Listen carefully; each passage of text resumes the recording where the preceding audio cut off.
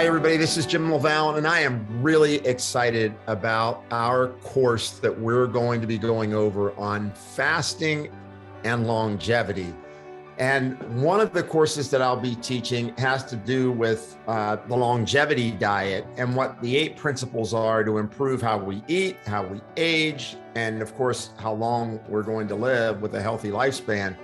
And have a complete discussion of the principles and what are the core things that people need to consider about a diet and the aging process. And not just that, but a discussion of kind of the relative information that's out there and sometimes the contrary information that's out there, so that at least you can start to kind of lift the fog and the confusion out of what exactly is a good diet. I'm going to tell you that I don't believe there's any one diet that is right for everyone, but there are some core principles that you are going to have to adhere to and teach your patients in order for them to maximize the benefit from diet and lifestyle choices that they make. So I look forward to seeing you in Hollywood.